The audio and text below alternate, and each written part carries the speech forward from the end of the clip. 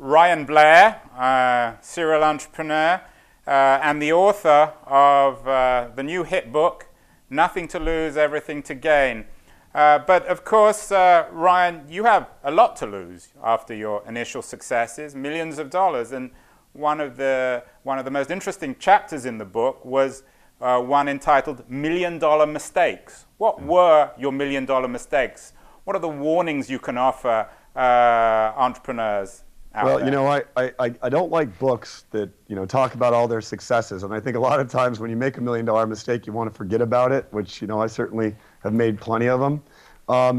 So, you know, I wrote them out because I wanted entrepreneurs to avoid things like wildly optimistic forecasts or writing emails they wouldn't want to write, or you know, not being careful in their legal agreements, whether it be for a round of financing or the sale of a company. That was a great story, by the way, in the book on the legal agreement that your partner forced you to read, what, every line of a 90-page document? Yeah, so Todd Gergen, my partner at Ropart, one of my private equity fund I've worked closely with, literally stopped the entire meeting and screamed, "We are reading every word." It's 96 pages.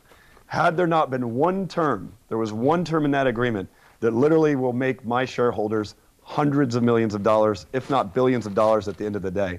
And it was one term that we structured that made that agreement work through the economy. And as a result, you know, I owe a lot of my net worth to Todd Gergen for enforcing that we read every word on every page of that agreement. You also say that you shouldn't hire people who like your ideas all the time. Why not? Yeah, you know, I like to surround myself with people that are going to have their own creative ideas and challenge ideas. I mean, as an entrepreneur, it's not about your ideas, it's about the collective group's ideas. You know, I love the book Good to Great, where it talks about getting the right people on the bus, get them in the right seats, and drive them toward the collective vision. You know, as an entrepreneur, it's real easy because you're always selling people on your ideas to hire people that buy them. Those are the ones that you should be wary of, or you shouldn't hire too many of them, because pretty soon you'll have a lot of stagnation. I want people to challenge ideas, myself included. I know a lot of startup entrepreneurs in Silicon Valley are obsessed with their competition, but you say that you shouldn't focus too much on competition. No, you know, I don't, and I've learned that the hard way. I used to get very, very obsessed about the competition. You should focus on you, your customers, the value you provide to your employees, the value you provide in the marketplace. Do not pay attention to the competition. In fact, at Visalis, we have a quote that says a mantra rather, that says the competition can copy us, they just can't catch us. And what that means is we just focus on innovating us, not on them. Andy Kessler, the excellent Wall Street Journal columnist, argues that firing is a very important part of being an entrepreneur, and you tend to agree with that. I think you say that it's important to fire quickly. Yeah, you know, one of the biggest mistakes I've ever made is firing people, because as an entrepreneur, or not firing fast enough, I should say. Because you're an entrepreneur, you don't want to let people go that believe in the dream, right? And a lot of times you have to, because even though they may believe, they're not actually showing in practice or in action, or they may not have the skills necessary. And so you have to do what's for the best of the team and for the best of your shareholders, and you have to, you know, fire people very quickly. I've never been upset with myself over a termination. I've only been upset with myself over someone I didn't hire, someone I lost because the culture wasn't good enough to keep great employees, or someone I didn't fire fast enough. I did an interview with Ron Conway last year. He, I think, agrees with you that he always invests in people, and he spoke very highly of entrepreneurs, natural entrepreneurs like Mark Zuckerberg and Sean Parker, who he's invested in several times.